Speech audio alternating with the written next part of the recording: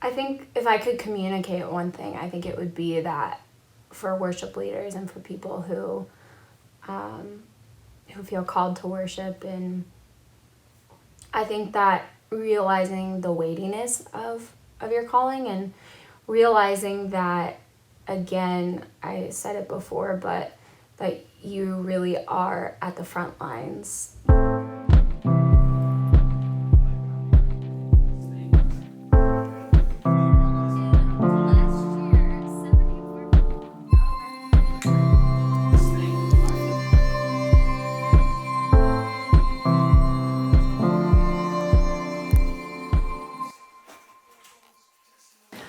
Yeah, I will say it's not as glamorous as you think. I think the biggest thing that I've learned being a worship leader is that the greatest leaders are the greatest servants. And so knowing that your position is actually not the spotlight position, but it's actually you being able to see with eyes like Jesus and taking a back seat and letting other people have the spotlight and other people, kind of having like their moment and pushing people into like their destiny and until, encouraging others. I feel like that's our biggest role as worship leaders is actually like leading the team and serving the team in that way. And I think, there's definitely been times where I've felt fear and where I felt like, gosh, I'm just like not good enough, and all the dynamics and all the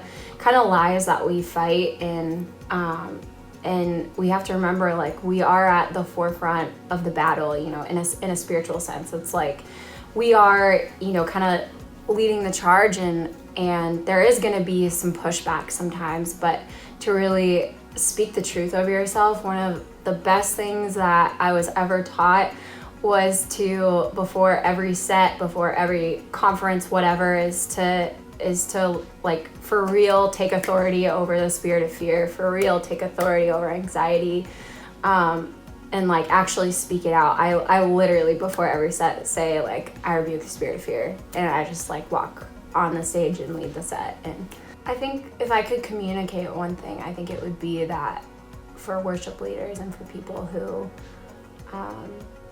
feel called to worship, and I think that realizing the weightiness of your calling and realizing that, again, I said it before, but that you really are at the front lines of a battle, and in good ways and in bad ways, but knowing that you actually have a message inside of you and you are a teacher. And so I would encourage, like, even young people who have this desire, like, get into the secret place, like get into the place of prayer, like encounter God for real, because there's no amount of talent, there's no amount of skill that that will communicate the spirit of prophecy, that will break chains off of people. That only comes from the place of prayer.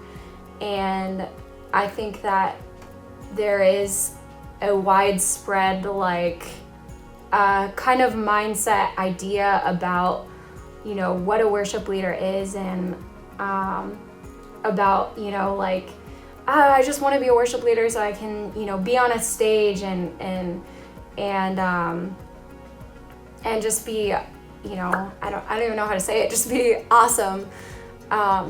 But I would say, like, I would challenge you that it's so much deeper of a calling, and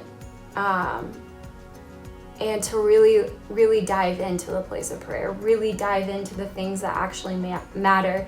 Because when you stand before the Lord and you give an account of your life, like, He's not going to care about how many conferences you led at and how many, people got to witness your songs and, whatnot. He's going to care about the time that you spent with Him alone. And so, that's just like a burden inside of my heart, is that you would really encounter God for real. And I think that the more and more that you do that, not necessarily like God's going to open up these crazy, like, you're going to lead worship in stadiums. Like, I'm not saying that, but I think that you will see the effectiveness of that when you lead and when you play and when you sing.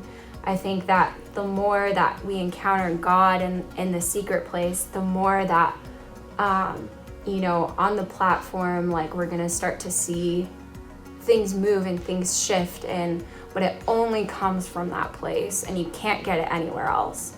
And so invest yourself now, like, invest yourself in the place of prayer. And honestly, like, 99% of your life is not on a stage. 99% of your life is how you treat people. Outside of it is how you serve people, how you speak, what you watch. Like, all of these things really matter to God.